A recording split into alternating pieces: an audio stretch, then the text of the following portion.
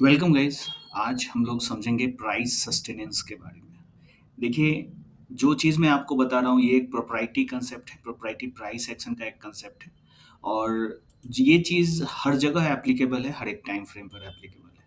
देखिए, इस वर्ड से काफ़ी लोग कंफ्यूज होते हैं। सस्टेनेंस सस्टेनेंस क्या होता है? जैसे आप किसी एक लेवल पर मार्केट में इस तरीके से मूवमेंट हो रही है, ठीक है? आप देखते हैं यहाँ से एक ब्रेकआउट हुआ और ये ब्रेकआउट इस तरीके से ये फेल हो गया, तो आप इसे फेक फेक ब्रेकआउट भी कहते हैं कि मार्केट इस लेवल के ऊपर सस्टेन नहीं किया, ठीक है?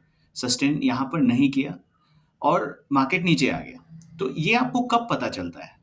जब मार्केट इस लेवल्स के जो आपका एक आपने एक कोई लाइन सपोर्ट ड्रॉ करके रखी थी, उसके नीचे जब मार्केट आ जाता है, तो आपको लगता है कि ठीक है, ये फेक ब्रेकआउट था, ठीक है? तो कभी-कभी होता क्या है कि कन्फ्यूज़न इसी लेवल को दोबारा ड्रॉ करते हैं। यहाँ से प्राइस ऐसे गया और आप देखिए कि मार्केट छोटा-सा पुल बैक लेके वापस नीचे आ गया। अब आप क्या कहोगे कि क्या ये सस्टेन हुआ या नहीं हुआ? नंबर 1, नंबर 2, फिर से मार्केट ऊपर की तरफ गया और आप देखिए कि यहाँ पर इस तरह से 2-3 पुल बैक लेके मार्केट नीचे आ गया। अब आप बताओ कि क्या यहाँ पर सस्टेनेंस हुआ या नहीं हुआ? देखिए, तीनों में सस्टेनेंस नहीं है। देखिए, अगर आप प्राइस एक्शन ट्रेडर हैं, अगर आप कोई भी ट्रेडर हैं, तो इस जो वर्ड है ना सस्टेनेंस, वो आपने सुना ही होगा और आपको इस पर मास्टरी करनी ज़रूरी है। क्योंकि अगर आप सस्टेनेंस को नहीं समझेंगे, आप ट्रेंड को पकड़ ही नहीं सकते हैं, कभी भी पकड़ नहीं सकते हैं। ट्रेंड को कंटिन्यू होने के लिए सस्टेन करना पड़ेगा, ठीक है? और इसके पीछे मैं जो आपके इसके पीछे जो एक हिडन ट्रुथ है, जो एक इंस्टीट्यूशनल एक प्रोप्राइटी कांसेप्ट के पीछे जैसे कोई जो एक लॉजिक होता है ना, उसके पीछे कुछ रीज़न्स होते हैं, तभी वो लॉजिक में कन्वर्ट होता है। तो सस्टेनेंस के पीछे रीज़न क्या है, वो मैं आपको बताता हूँ। देखिए, एक चीज़ आप जान लो, अगर आप ट्रेडिंग कर रहे हैं, तो हमेशा एक एक चीज़ होती है एस्टेब्लिश्ड ट्रुथ, ये चीज़ मैं आपको बताता हूँ। कभी भी आप काम कर रहे हैं, there is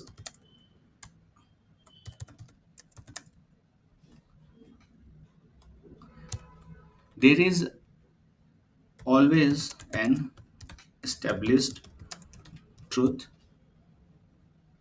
behind every logic।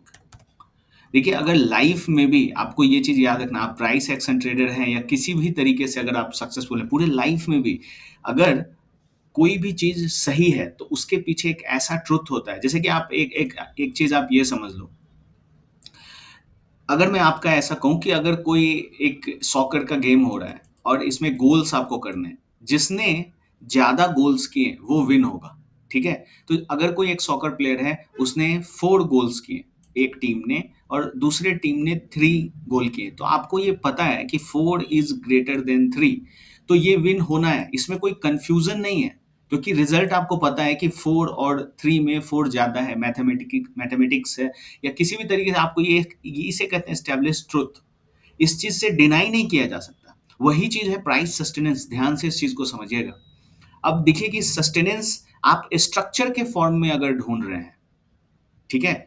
Sustenance को आप स्ट्रक्चर के फॉर्म में अगर आप ढूँढ रहे हैं, तो आप गलती करके बैठेंगे। इसके पीछे आपको रीज़न समझना है।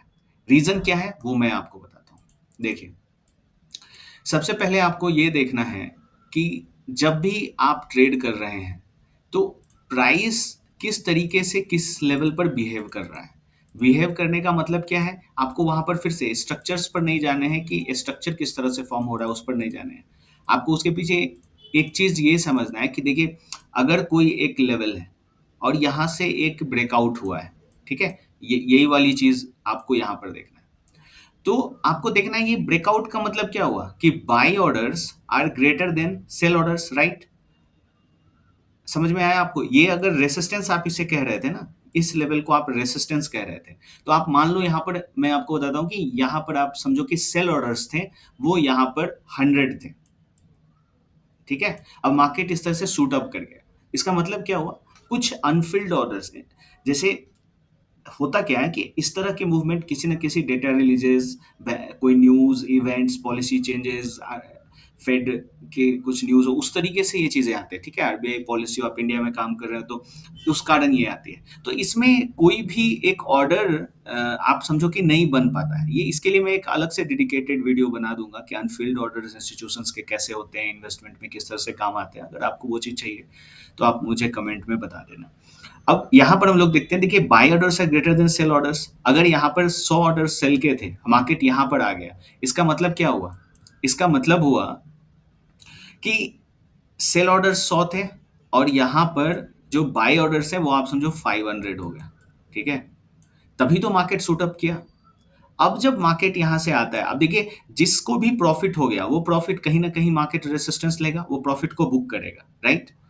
अब बुक करने में अगर वो स्पीड से आ रहा है, मतलब यहाँ पर फिर मोमेंटम, जो फाउंडेशन कोर्स है उसमें ये चीज़ इनिशियली, ये चीज़ हम लोगों ने कोर्स में डिस्कस की है, वहाँ पर आपको मोमेंटम चेक करना है।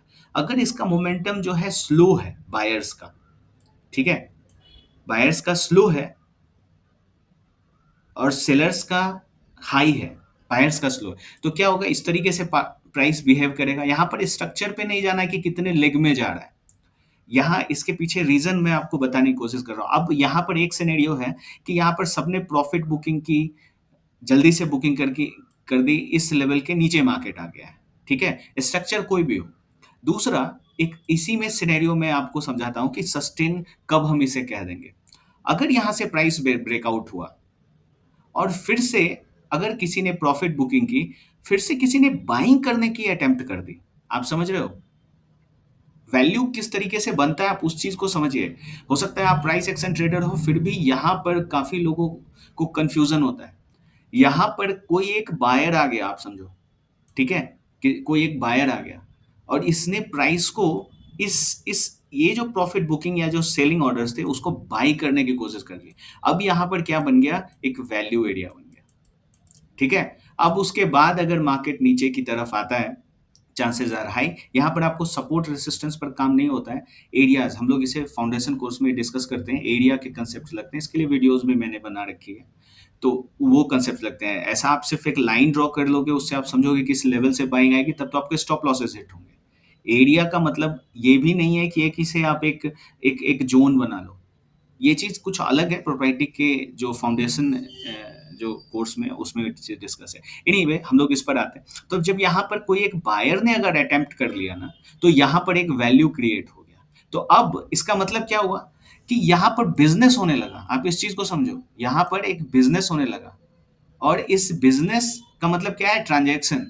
अब जब ये चीज़ हो गई, तो फिर अगर मार्केट नीचे आता है, ठीक है, तो यहाँ पर ऑलरेडी वैल्यू क्रिएटेड है, इसे हम लोग सस्टेनेंस कहेंगे। मतलब क्या है कि आपको कहीं पर एक ट्रांजैक्शन दिखना चाहिए, वहां पर कुछ वैल्यूज, एक बाइंग अटेम्प्ट देखना चाहिए। अगर ये चीजें हो रही हैं आपकी, तो फिर आप समझ लीजिए कि वो प्राइस सस्टेन करेगा, ठीक है। इसमें नहीं, ये तो ट्रेंडिंग है, मार्केट ऊपर एक बार गया, सेलिंग आ रही है। ये इस तरीके से भी आ सकती है डायरेक्ट। यहाँ पर सबसे ज्यादा रिटेलर्स ट्रैप होते हैं, ठीक है। एडवांस कंसेप्ट्स हैं ये प्रोप्राइटरी प्राइस एक्शन में। यहाँ पर बहुत शार्प मोमेंटम मिल सकता है, आप बहुत अच्छे से इस मोमेंटम को राइड कर सकते हैं। ऑप्शंस में बहुत ज़्यादा प्रॉफिट होते हैं, मैसिव इंक्रीमेंट होता है इसमें, उसके प्रीमियम में।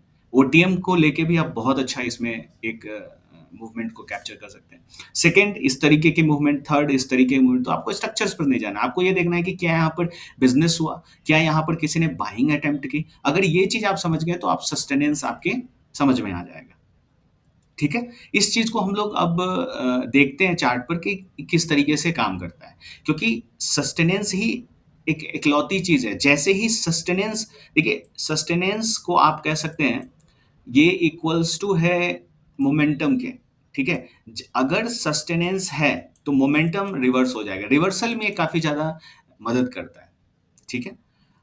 निफ्टी 50 के एचडीएफसी बैंक को ही मैंने आपको समझाने के पर्पज से ये एग्जांपल लिया है। इस चीज को आप समझिए। कभी भी सस्टेनेंस का मतलब आपको मैंने क्या बताया कि किसी एक पार्टिकुलर लेवल के नीचे मार्केट रुकता हो।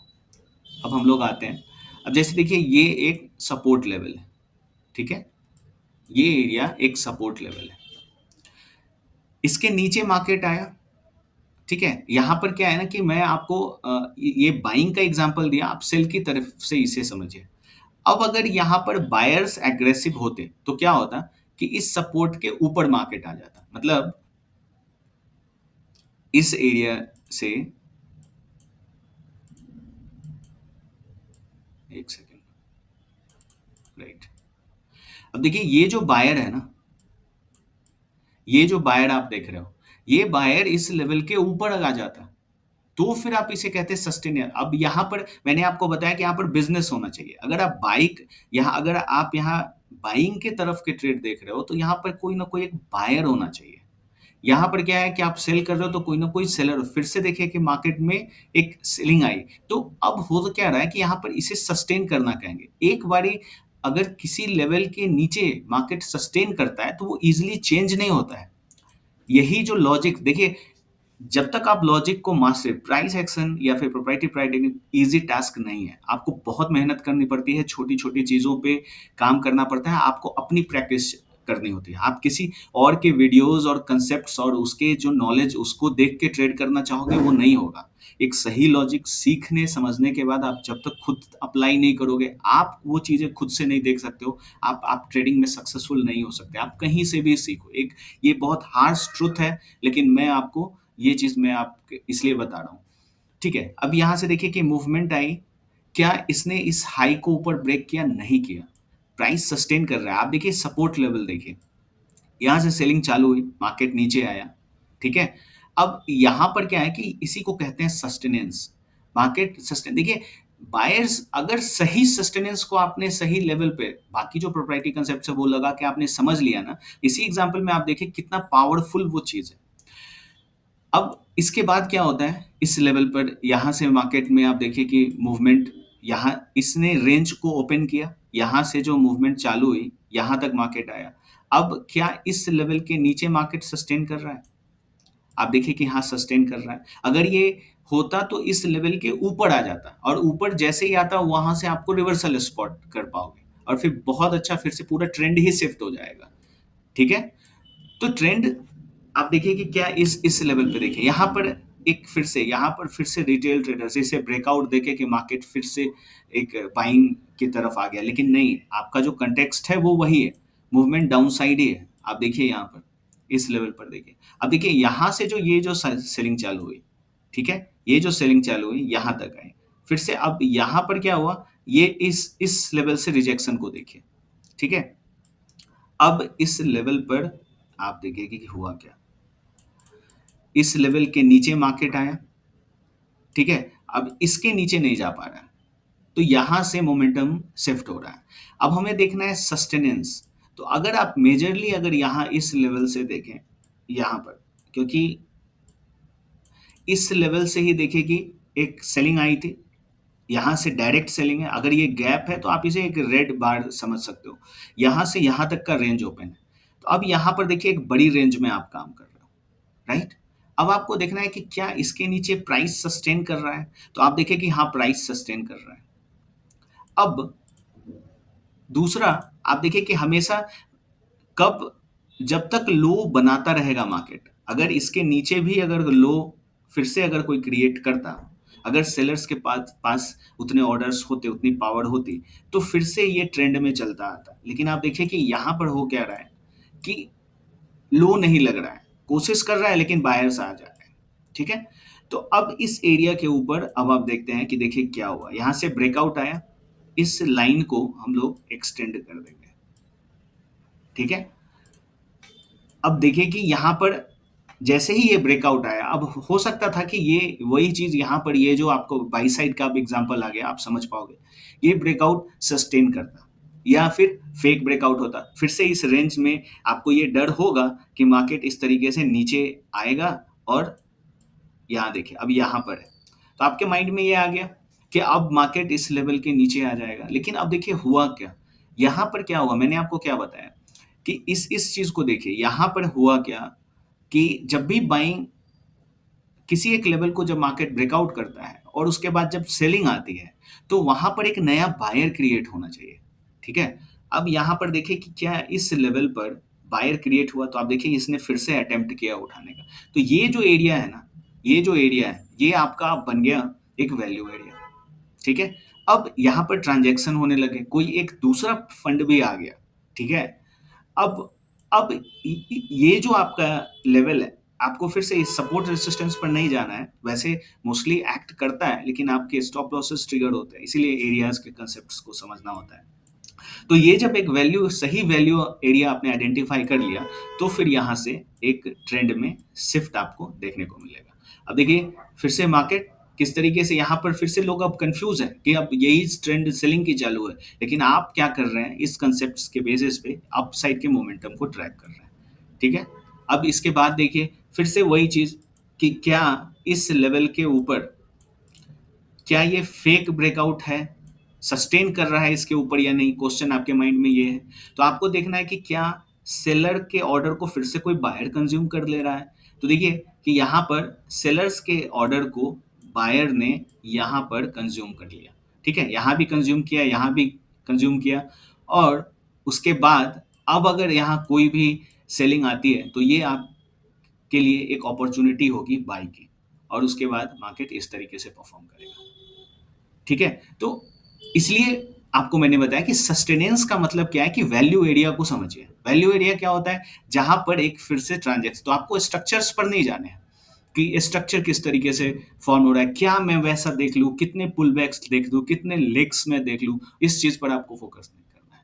ठीक है? आपको हमेशा देखना है कि किसी एक लेवल के ऊपर क्या वैल्यू एरिया क्रिएट हो रहा है, किसी का अटेम्प्ट है कि उसने फिर से कोई एक नया बिजनेस वहां पर चालू किया।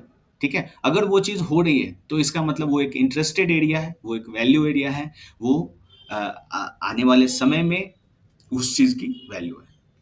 ठीक है, आपके कोई और भी डाउट्स हैं आप मुझसे पूछ सकते हैं, ईमेल कर सकते हैं, आपके कोई सब्सटेंटिव डाउट है तो, आप इन चीज़ों को सीखना चाहते हैं तो आप डिस्क्रिप्शन में मैंने फॉर्म दे रखा है, या फिर आपके कोई और भी क्वेरीज हो आप ईमेल कर सकते हैं। Thanks watching guys.